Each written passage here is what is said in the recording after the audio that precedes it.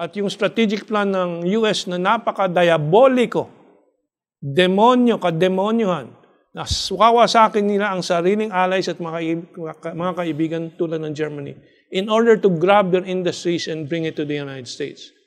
And pinipilit na pigilan ang pakikipag-ugnayan sa China. Well, I hope you understand that is the lesson for the Philippines.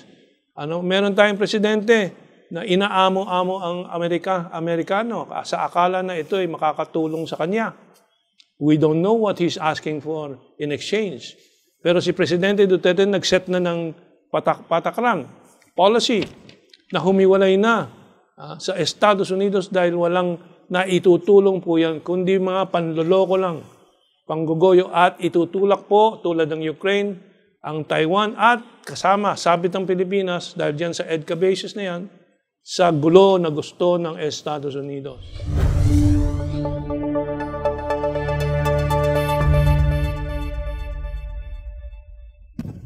Welcome. Ito pong ika-4 ng Nobyembre, ang ating masinsinang pagsusuri ulit ng mga pangyayari sa mundo natin na napakahalaga sa kinabukasan natin, napakahalaga sa pag-ahon ng bayan natin mula sa kahirapan na 3-4 na dekada na natin naririnig ang mga promesa pero wala pa rin pong nangyayari.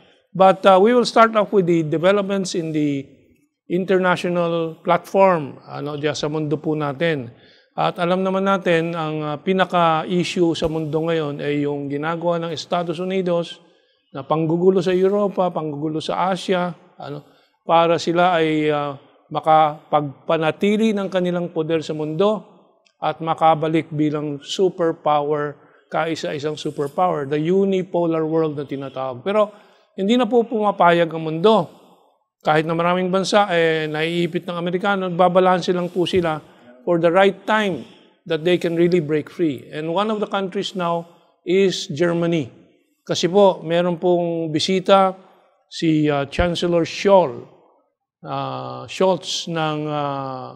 ng Germany ngayon. Bukas po, 4 sa kanluran.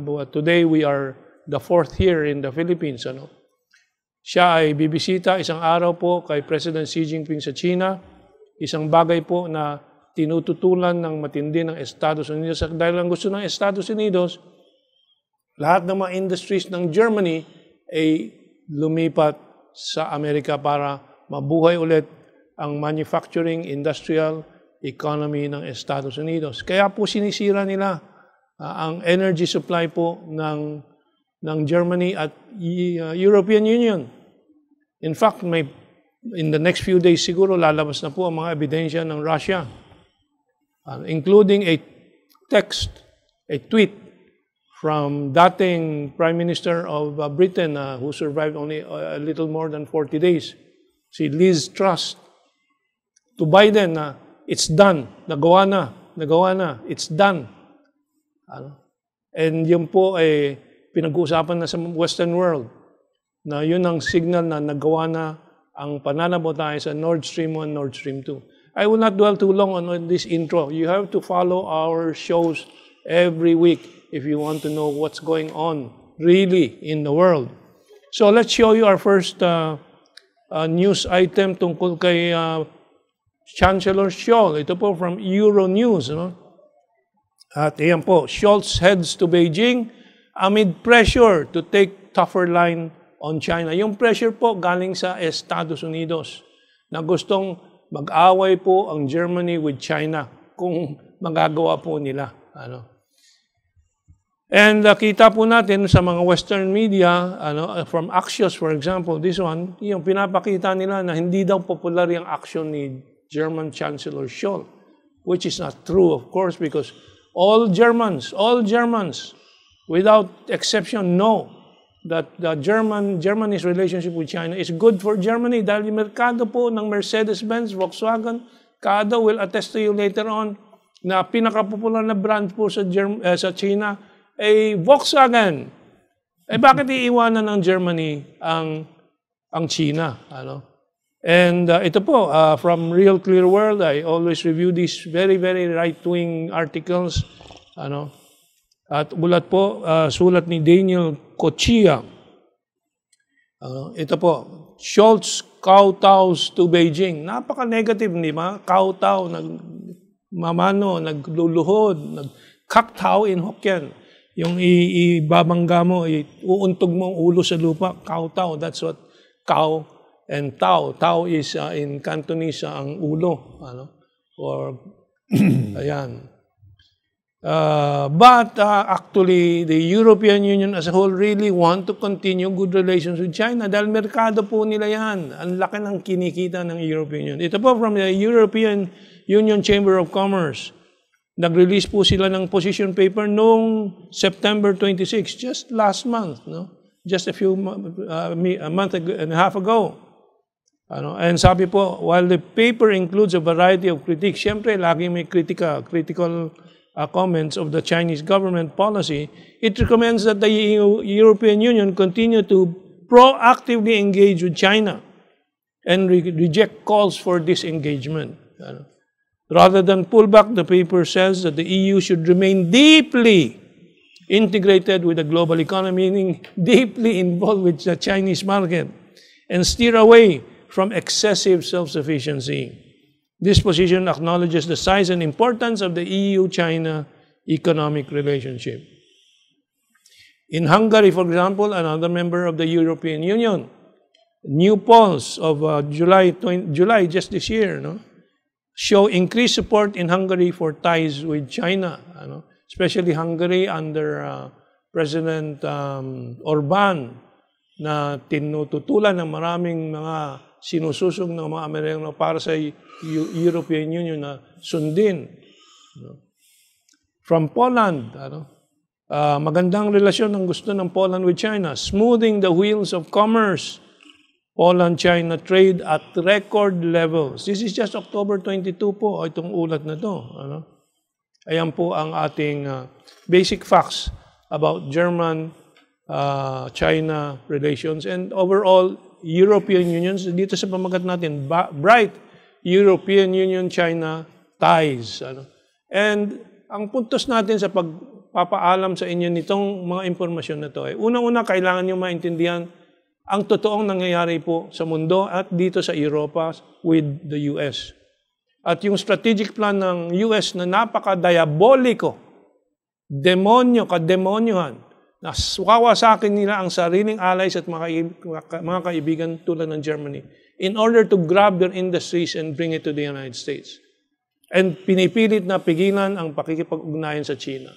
Well, I hope you understand that this is the lesson for the Philippines. Meron tayong presidente na inaamo-amo ang Amerikano sa akala na ito ay makakatulong sa kanya. We don't know what he's asking for in exchange. Pero si Presidente Duterte nag-set na ng patakran, policy, na humiwalay na sa Estados Unidos dahil walang naitutulong po yan, kundi mga panloloko lang, panggugoyo at itutulak po tulad ng Ukraine, ang Taiwan at kasama, sabit ng Pilipinas dahil dyan sa EDCA bases na yan, sa gulo na gusto ng Estados Unidos. So I remember, of course, I'm going now to Kaado, who visited China. We were together in a delegation from the Philippines, and you notice talagang, kasi dating Toyota executive po si Ado pag dinawan, kaya pagdating sa kotse, lagi marami siyang comments. And hindi ko naman napapansin yan sa China, pero siya napansin niya, and binasa niya yung mga data. Volkswagen is the most popular brand in China.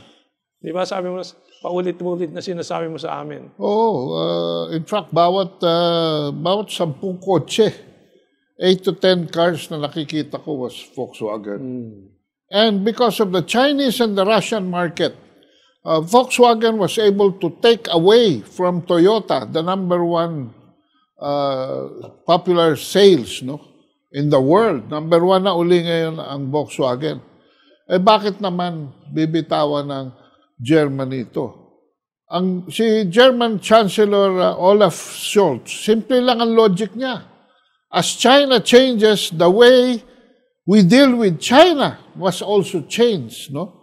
As China becomes unambiguous, sabi niya, nitong 20th Congress ng CPC, no? Ay sabi niya, as the country lurches back towards more openly Marxist-Leninist political trajectory, sabi niya, onto state capitalism naman at saka democratic socialism, as nakikita natin yan. Eh dapat the German companies, nagulat ako dito, sinabi niya, would need to take steps to reduce risky dependencies in the industrial supply chains, particularly in terms of cutting-edge technologies. At sino pinatutungkulan niya rito? Kasi dinadrag siya ng United States into a new Cold War against Beijing. Dinadrag ho ang Germany. Eh sabi niya, Germany of all countries, which has had a painful experience of divisions, sa Cold War, nahati nga ang Germany between East and West, hindi ba? So sabi niya, it cannot justify the calls by some in the European Union and elsewhere to isolate China. The goal, sabi niya, is not to decouple or break manufacturing ties from China. Ang sabi niya, Germany and the European Union must cooperate with a rising China rather than trying to box it out. At ito, ine-echo ho sa Poland ni Polish Foreign Minister Zbigniew Rau, no? Na nagkaroon ng isang phone conversation kay Foreign Minister Wang Yi ng China at sinasabi, nagdi-discuss sila ng closer bilateral and multilateral cooperation. At na ine-echo rin ito sa Germany, no? Na 51% of Hungarian voters felt optimistic about China's expanding footprint in the country. Ayan. And Budapest, by the way, has blocked several of European Union's efforts to censure Beijing over human rights concern in Hong Kong and China's western Xinjiang province. I see the end. Commentong here. Just as Jeffrey Sachs, no? The great Jeffrey Sachs, a scholar from Columbia University, Amerikano po yan na nagsasabi that the end to American exceptionalism is already near. Malapit na po. So, well, the last 30 seconds po for this segment. Saudi Arabia, iniiwanan na din ng Estados Unidos, tumutungo na sa BRICS, Brazil, Russia, India, China, South Africa Partnership. BRICS Plus na po ngayon ang tawag. India, humihiwalay, lumalayo din, and so on. So we are beginning to see a new era in the global community. Okay.